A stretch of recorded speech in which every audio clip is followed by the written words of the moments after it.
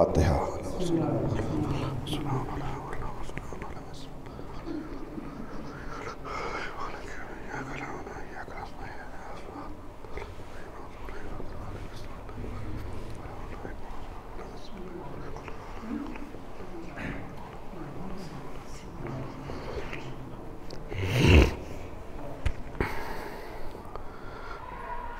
اعوذ باللہ السمیع العلیم من الشیطان اللعین الرجیم، بسم اللہ الرحمن الرحیم، الحمد للہ الذی لا یبلغ مدحتہ القائلون ولا يحصي نعماه العادون ولا يودي حقه المجتهدون، الذي لا يدركه بعد الهمم ولا يناله غوص الفتن، الذي ليس لصفته حد محدود ولا نعت موجود ولا وقت معدود ولا أجل ممدود، فطر الخلائق بقدرته ونشر الرياح برحمته ووطد بالصخور ميدان أرضه،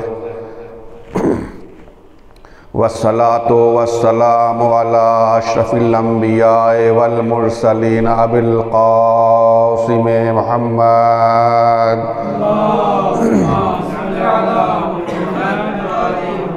وعلى آل بيته الطيبين الطاهرين المعصومين المنتخبين المنتجبين الغر الميامين، الذين أذهب الله عنهم الرجس وطهرهم تطهيرا،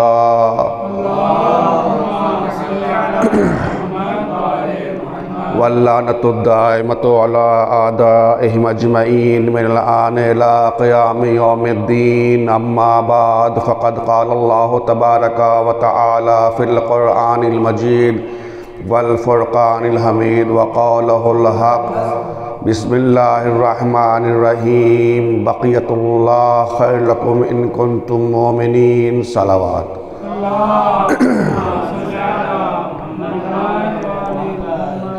عزیزان گرامی، سامعین کرام، معزز محترم سامعین، خداوند عالم سورہ ہود کی آیت نمبر 86 میں ارشاد فرما رہا ہے، بقیت اللہ خیر لکم ان کنتم مومنین، کہ بقیت اللہ تم لوگوں کے لیے خیر ہے، بہتر ہے، فائدہ مند ہے، خیر ہے، ان کنتم مومنین، اگر تم ایمان رکھتے ہو، اگر تم مومنین میں سے ہو۔ عزیزان گرامی، اس آیت کے متعلق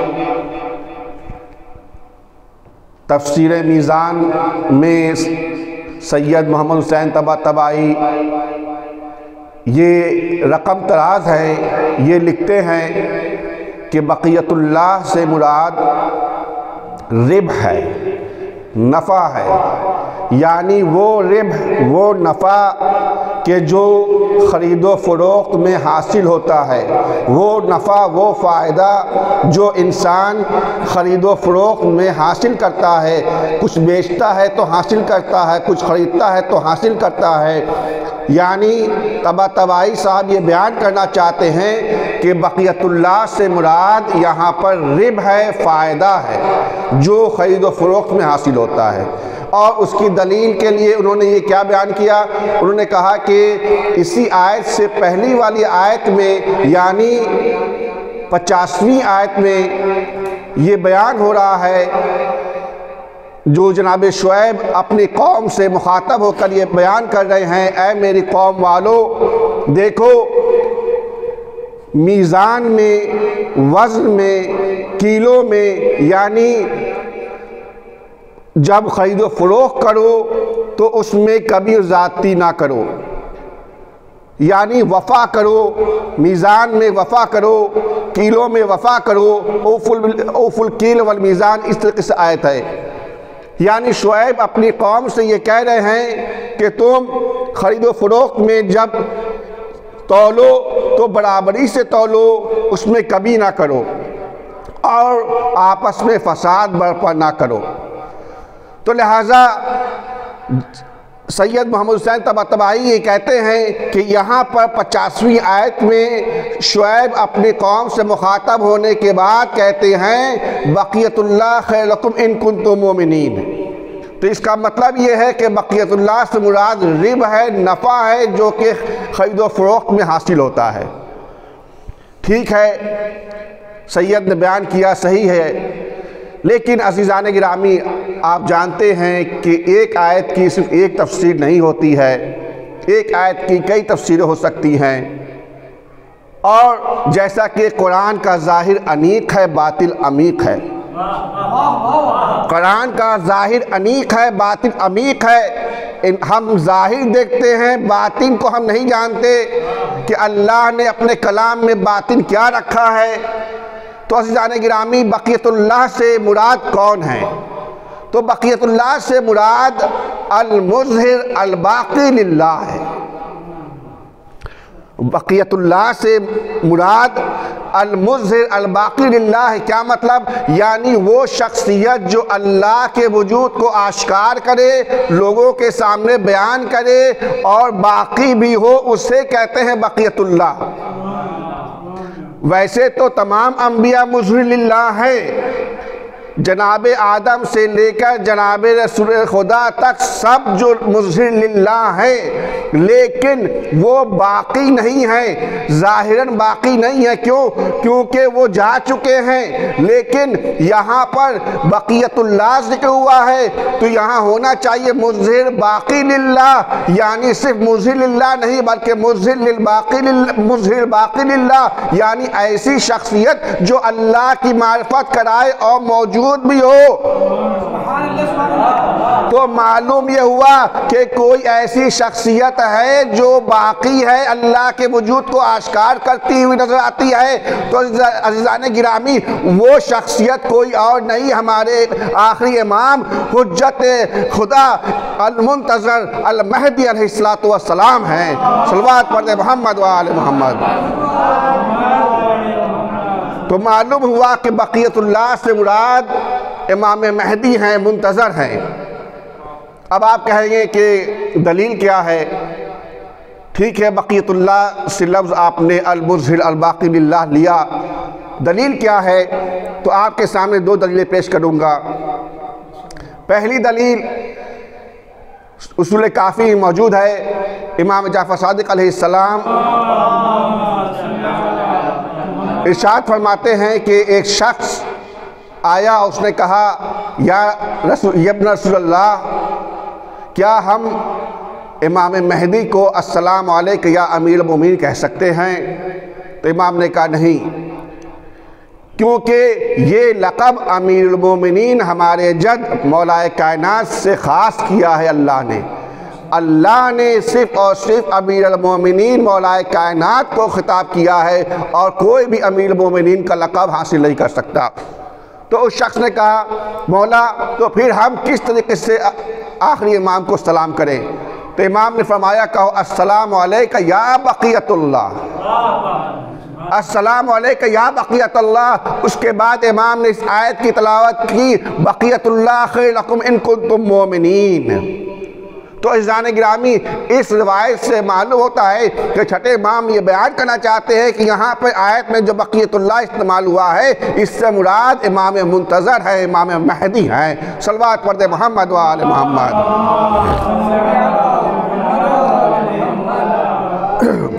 اور حقیقت میں کیونکہ وہ مظہر الباقی للہ ہیں، امام مہدی ابھی بھی باقی ہیں، موجود ہیں، پردہ غیب میں ہیں، اور ہماری مدد کرتے ہوئے نظر آتے ہیں، اپنے شیعوں کی مدد کرتے ہیں۔ ہر موقع پر اگر شیعہ کہیں پر کسی امتحان میں مبتلا ہوتا ہے تو وہ آتے ہیں، اس کی مدد کرتے ہیں، اس کی معاونت کرتے ہیں اور اس کو اس امتحان سے نجات دلاتے ہیں۔ جیسا کہ روایت میں ملتا ہے، ایک واقعہ ہے کہ ایک شیعہ اور ایک سنی دونوں دوست تھے۔ دیکھیں کس طریقے سے امام پردہ غیب میں رہ کر اپنے شیعوں کی مدد کرتے ہیں اور مخالف کو موافق کرتے ہوئے نظر آتے ہیں۔ کہ سنی اور شیعہ دونوں دوست تھے. شیعہ کا نام ابو القاسم تھا اور سنی کا نام رفیع الدین تھا. دونوں بہت ہی جگری دوست تھے اور تفریحاً مذاق میں رفیع الدین ان کو رافضی کہتا تھا اور یہ ان کو ناصبی کہتے تھے. لیکن کبھی بھی اختلاف نہیں ہوا، ہنسی مذاق میں بات ٹل جاتی تھی. ایک مرتبہ دونوں ایک مسجد میں بیٹھے تھے کہ رفیع الدین نے پہلے اور دوسرے کی تعریف کرنا شروع کی اور مولا کائنات پر فوقیت دینے لگا، فضیلت بیان کرنے لگا کہ علی سے افضل ہیں. تو شیعہ کہاں خاموش ہونے والا تھا، فوراً ہی کہا اے رفیع الدین تم کیا کہتے ہو، علی کی فضیلت تمہیں کیا معلوم؟ علی وہ ہے کہ جو نور کا مخلوق ہے. علی وہ ہے، یعنی صرف مولا علی کی فضیلت بیان کر رہا ہے وہ شیعہ، اور خود آپ سمجھ جائیے کہ مقابل وہ کیسا ہوگا.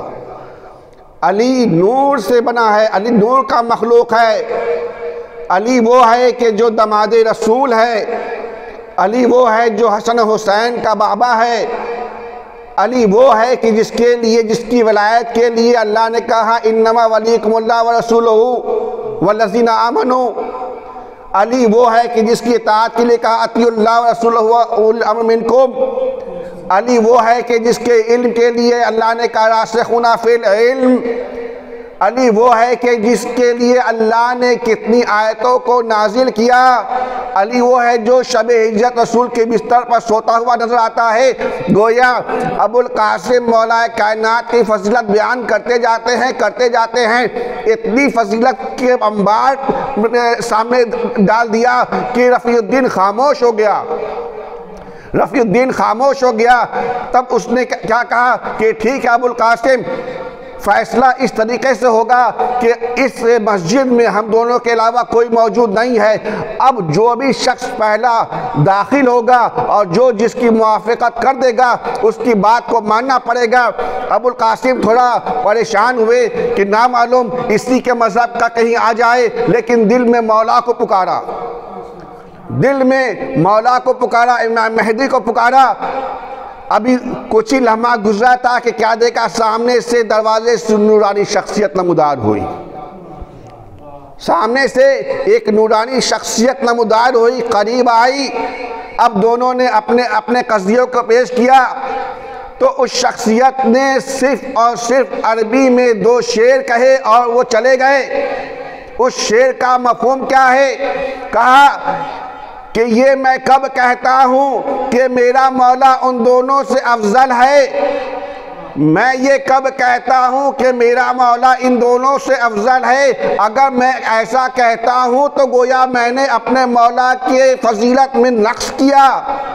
کیوں کہ جس طریقے سے یہ کہا جائے کہ تلوار عصا کے مقابلے میں تیز ہے، تلوار کی توہین ہے. صلوات پڑھ دے محمد و آل محمد. جس طریقے سے یہ کہا جائے کہ تلوار عصا سے تیز ہے، یعنی تلوار کو عصا لکڑی کے مقابلے میں لانا تلوار کی توہین ہے، اسی طریقے سے علی کو ان دونوں کے مقابلے میں لانا توہین ہے. صلوات پڑھ دے محمد و آل محمد.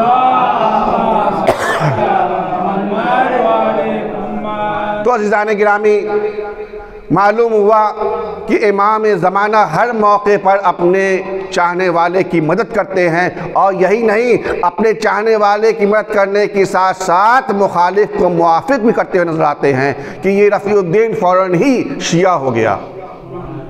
تو عزیزان گرامی، میں نے بیان کیا تھا پہلی دلیل کہ بقیت اللہ سے مراد امام زمانہ ہیں. پہلی دلیل میں نے آپ کے سامنے بیان کی. دوسری دلیل خود اس آیت میں موجود ہے، جو اس آیت کو میں نے سرنام کلام قرار دیا ہے. کیا؟ بقیت اللہ خیر لکم ان کنتم مومنین. یہاں پہ شرط ہے ان کنتم مومنین.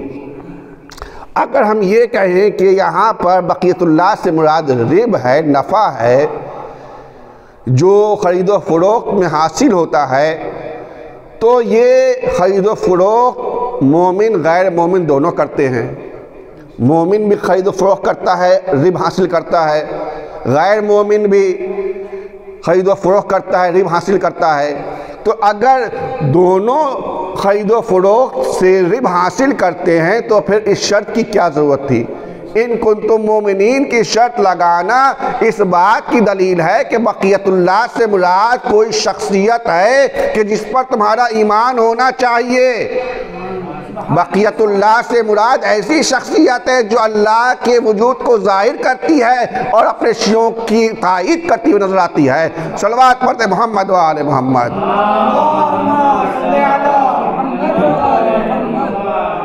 تو عزیزان گرامی، بقیت اللہ سے مراد ہمارے امام، آخری امام، امام منتظر، امام مہدی عجل اللہ فرجہ شریف ہیں۔ روایت میں ملتا ہے کہ ایک مرتبہ رسول خدا نے اپنے اصحاب سے کہا، اے لوگو، میں نے تم تک دین پہنچایا، نماز تم تک پہنچا دیا، روزہ پہنچایا، حج پہنچایا، یعنی گویا کہ میں نے تمام چیزیں تم تک پہنچا دی، یہ بتاؤ کہ افضل الاعمال کون سا ہے؟ تو کسی نے کہا یا رسول اللہ نماز افضل العمل ہے، افضل الاعمال ہے۔ تو رسول خدا نے کہا نہیں، بہتر ہے، افضل الاعمال نہیں ہے، نماز بہتر عمل ہے، افضل الاعمال نہیں ہے۔ پھر کسی نے کہا یا رسول اللہ روزہ افضل ہے، کہا نہیں، یہ بھی بہتر عمل ہے لیکن افضل الاعمال نہیں ہے۔ کسی نے کہا حج ہے، کہا نہیں، یہ بھی بہتر عمل ہے، افضل الاعمال نہیں ہے۔ تو اصحاب نے کہا یا رسول اللہ آپ ہی بتا دیں کہ افضل عمل کون سا ہے؟ تو ہمارے رسول نے ارشاد فرمایا افضل الاعمال انتظار الفرج، افضل الاعمال انتظار الفرج، یعنی ہمارے مہدی کا انتظار ہی سب سے بڑا عمل اور افضل عمل ہے۔ صلوات پڑھتے محمد و آل محمد۔ اب عزیزان گرامی، ہمیں چاہیے کہ ہم رسول خدا کی اس حدیث کے متعلق انتظار کریں، اپنے امام کا انتظار کریں۔ کس طریقے سے گوتم بدھ کی طرح بیٹھ کر نہیں، کس طرح سے ہم انتظار کریں؟ مثال کے طور پر اگر آپ کو معلوم ہو جائے کہ آپ کا جگری دوست آنے والا ہے، یہ نہیں معلوم کہ کس وقت آنے والا ہے، تو کیا آپ اس کے لیے اہتمام نہیں کریں گے؟ ہر وہ چیز مہیا کریں گے جو اس کے لیے ضروری ہے، جو اسے پسند ہے، جو اس سے اچھی لگتی ہو، یا اس کے کھانے کا انتظام، رہنے کا انتظام، تمام چیزیں مہیا کریں گے۔ اگر آپ نہیں کریں گے اور وہ آ جائے تو کیا یہ صحیح ہے؟ اس سے اچھا لگے گا کہ دیکھو میں نے کہا کہ میں آ رہا ہوں، اگرچہ میں نے وقت نہیں بتایا ہے لیکن میں نے کہا تھا میں تم سے ملنے آ رہا ہوں، اس نے کیا یہ اہتمام کیا ہے؟ تو عزیزان گرامی، ٹھیک اسی طریقے سے ہمیں معلوم ہے کہ ہمارے امام آنے والے ہیں، ہم انتظار کر رہے ہیں، تو کیا ہم انتظار کس طریقے سے کریں؟ ہم عمل سے انتظار کریں، دل سے بھی انتظار کریں۔ ہم دل سے بھی انتظار کریں اور عمل سے بھی انتظار کریں۔ دل سے امام کو بلائیں، دعائیں پڑھیں، اور عمل سے اس طریقے سے عمل کریں کہ لوگ کہیں کہ ہاں یہ منتظر ہے۔ ایک واقعہ ملتا ہے بنی اسرائیل کی قوم میں سے ایک شخص تھا۔ دیکھیے اس واقعے سے معلوم ہوتا ہے کہ کس طریقے سے انتظار کرنا چاہیے کسی چیز کا۔ بنی اسرائیل میں ایک قوم میں سے ایک شخص تھا کہ جس نے اس زمانے کے نبی سے کہا یا نبی اللہ، میری دعائیں ہیں جو پوری نہیں ہو رہی ہیں۔ تو نبی نے کہا جاؤ انتظار کرو، جاؤ انتظار کرو۔ اب یہ شخص دیکھیے انتظار کا اس نے مفہوم کس طریقے سے لیا۔ اس کی دعا کیا تھی؟ 3 دعا تھی۔ اس کی اولاد نہیں ہو رہی تھی، اس کی ماں نابینا تھی، اولاد ہو جائے، ماں بینا ہو جائے اور غربت ختم ہو جائے۔ اب اس نے کیا کیا؟ اولاد کے لیے اس نے دعائیں بھی کی اور ہر وہ کفر انجام دیا کہ جس سے اولاد ہو جائے، یعنی اس نے کوششیں کرنا شروع کی، بیٹھ نہیں گیا، انتظار جب نبی نے کہا انتظار کرو تو یہ نہیں کہ گھر میں جا کے بیٹھ گیا، دن بھر وہ محنت بھی کرنے لگا، یعنی غربت کو دور کرنے کے لیے 24 گھنٹہ اس نے محنت کرنا شروع کیا، مزدوری کی، کام کرنا شروع کیا کہ غربت ختم ہو جائے، ماں کا علاج کراتا رہا تاکہ ماں نابینا سے بینا ہو جائے، اولاد کے لیے کوشش کرتا رہا اور دعائیں بھی کرتا رہا۔ یہ ہے انتظار کا طریقہ۔ اب ایک مرتبہ اس نے خواب میں کیا دیکھا کہ نبی اللہ نے اس پہ جو ہے الہام کیا کہ تم اپنے نبی سے ملو اور اپنی دعا بیان کرو۔ تو وہ شخص صبح اٹھنے کے بعد آیا نبی کے پاس، نبی نے کہا ہاں مجھے بھی وحی ہوئی ہے، بتاؤ تمہاری کیا دعا ہے؟ اور اللہ نے یہ کہا ہے کہ ان 3 دعاؤں میں سے کوئی ایک دعا قبول ہوگی یا ان تینوں کو چھوڑا کے کوئی چوتھی دعا تم کرو۔ تو اس نے کہا یہ تو بہت مشکل مرحلہ ہے۔ اس نے کہا ٹھیک ہے میں کل آؤں گا، چلا گیا۔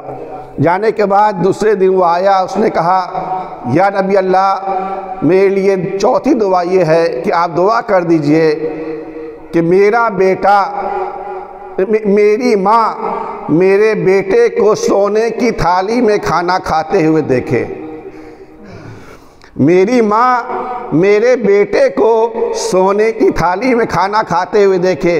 تینوں دعا کو اس نے جمع کر دیا۔ تو کہنے کا مطلب یہ ہے کہ اس شخص نے انتظار کیا، اس شخص نے وہ فعل انجام دیا کہ جو انتظار کے لیے جو ہے تقاضا کرتا ہے۔ تو ہمیں بھی چاہیے کہ ہم اسی طریقے سے دل سے مولا کو پکارے بھی اور ہر وہ عمل انجام دے جو مولا کے ظہور کے لیے سہولت بنے۔ صلوات پڑھیں محمد و آل محمد۔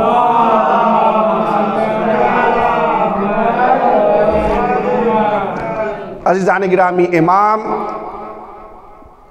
محافظ شریعت ہوتا ہے، امام دین کی حفاظت کرتا ہے، امام اپنے شیعوں کی حفاظت کرتا ہے، امام وہ ہوتا ہے جو دین پہ اگر آنچ آ جائے تو اس کے تحفظ کے لیے اپنا گھر بار چھوڑ دیتا ہے۔ ہاں عزاداروں، امام حسین محافظ شریعت ہیں۔ امام حسین نے دین اسلام کی تحفظ کے لیے اپنا وطن عزیز چھوڑا اور کربلا کے میدان میں آئے اور اسی اسلام کی تحفظ کے لیے امام حسین نے اپنے اصحاب کی قربانی پیش کی، اور اس کے بعد امام حسین نے اسی اسلام کے تحفظ کے لیے اپنے اعزاء کی قربانی پیش کی، یہاں تک کہ اپنے کڑیل جوان کے کلیجے کو پیش کیا، اپنے ششماہ کے گلے کو پیش کیا، اور یہیں پر بات ختم نہیں ہوئی۔ عزادارو، امام حسین نے تحفظ اسلام کے لیے اپنے سر کو بھی قربان کر دیا۔ ہاں عزادارو، مولا حسین جب سب شہید ہو گئے تو خیمے کے قریب آئے، کہا زینب ام کلثوم، حسین کا آخری سلام، ماں کی کنیز فضہ، حسین کا آخری سلام۔ عزادارو، جیسے ہی یہ آواز خیمے میں پہنچی، جناب زینب نے کہا اے ماں جائے ذرا خیمے میں تو آ جائیں۔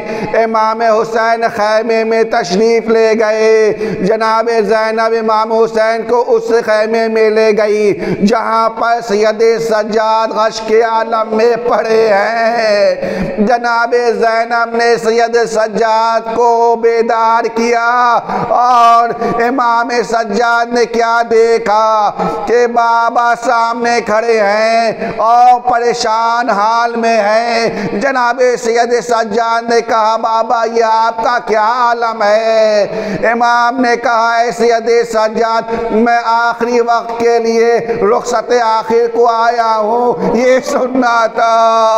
امام سجاد نے کہا اے بابا میرے چچا عباس کہاں ہے؟ کہا اے سید سجاد عباس فرات کے کنارے اپنے دونوں بازوؤں کو کٹا کر آرام کر رہے ہیں۔ اتنا سننا تھا۔ سید سجاد نے کہا اے بابا میرا بھائی علی اکبر کہاں ہے؟ امام نے کہا اے سید سجاد علی اکبر سینے پر برچھی کھا کر آرام کر رہے ہیں۔ اتنا سننا تھا کہ جناب سید سجاد نے کہا بابا کیا مردوں میں کوئی نہیں ہے؟ امام نے کہا اے سید سجاد مردوں میں سے تمہارے اور ہمارے علاوہ کوئی نہیں ہے۔ عزادارو جزاکم ربکم خیر الجزا۔ ہاں عزادارو اتنا سننا تھا کہ امام سجاد نے کہا اے پھوپھی اماں ذرا عصا دیں اور تلوار دیں۔ امام نے کہا بیٹا عصا اور تلوار سے کیا کرو گے؟ امام نے کہا اے بابا عصا سے تکیہ کروں گا، تلوار سے جنگ کر کے آپ کی حفاظت کروں گا۔ مولا نے کہا اے سید سجاد تم پر جہاد ساقط ہے، اے بیٹا یہ قافلہ تمہارے حوالے ہے۔ عزادارو اب امام حسین خیمے سے باہر آئے، چاہتے ہیں ذوالجناح پر سوار ہوئے۔ سوار ہونے کے بعد جیسے ہی آگے بڑھنا چاہتے ہیں اسپِ باوفا نے ایک مرتبہ اشارہ کیا۔ امام نے کیا دیکھا؟ 5 برس کی بچی سکینہ گھوڑوں کے سموں سے لپٹی ہے، بین کر رہی ہے بابا کے گھوڑے بابا کو مقتل میں نہ لے جا، صبح سے جو گیا ہے واپس نہیں آیا۔ عزادارو مولا حسین اترنے کے بعد بچی کو گود میں اٹھایا۔ بچی نے کہا بابا آپ جاتے ہیں تو جائے لیکن ایک مرتبہ آخری مرتبہ اپنے سینے پر سلا لیجئے۔ امام جلتی ہوئی ریت پر لیٹ گئے، کہا اے سکینہ آ جاؤ اپنے بابا کے سینے پر سو جاؤ۔ اے سکینہ آج سے رواج بدل جائے گا، اے سکینہ آج سے تم ماں کے سینے پر سونا، علی اصغر بابا کے سینے پر سوئے گا۔ عزادارو مولا حسین گھوڑے پر سوار ہو کر میدان قتال میں آئے، جنگ کرنی شروع کی۔ جنگ کرتے جاتے ہیں، کہتے جاتے ہیں اے شقی اے ملعونو تم نے میرے عباس کو مارا، تم نے میرے علی اکبر کو مارا۔ ایسی جنگ کی کہ فوج کوفے کی دیوار سے ٹکرانے لگی۔ آواز غیب آئی اے حسین شجاعت کے جوہر دکھا چکے، اب صبر کے جوہر دکھاؤ۔ حسین علیہ السلام نے تلوار کو نیام میں رکھ لیا، بھاگی ہوئی فوجیں سمٹی، کسی نے تلوار مارا، کسی نے نیزہ مارا۔ عزادارو قیامت ہو گئی، شمر ملعون آگے بڑھا۔ ادھر جناب زینب سید سجاد کے خیمے میں آئی، کہا اے سید سجاد یہ کیسا عالم ہے؟ زمین کربلا کو زلزلہ آ رہا ہے۔ سید سجاد نے کہا اے پھوپھی اماں ذرا خیمے کا پردہ اٹھائے۔ خیمے کا پردہ اٹھا، کیا دیکھا؟ بابا کا سر نو کے نیزے پر بلند ہے۔ آواز دیا السلام علیکہ یا ابا عبداللہ، السلام علیکہ یا ابن رسول اللہ۔ اللہ علی رحمۃ اللہ القوم الظالمین، سیعلم الذین ظلموا ای منقلب ینقلبون۔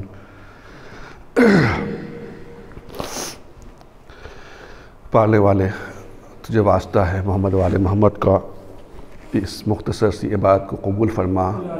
پالنے والے جہاں جہاں شیعہ حیدر کرار ہیں ان کی جان مال عزت آبرو نام و ناموس کی حفاظت فرما۔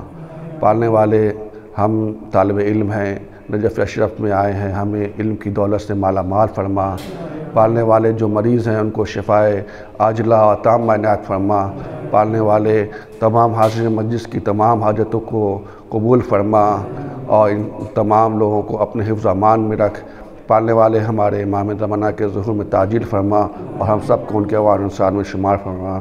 ربنا تقبل منا انک انت السمیع العلیم۔ اللہم صلی اللہ علیہ وسلم۔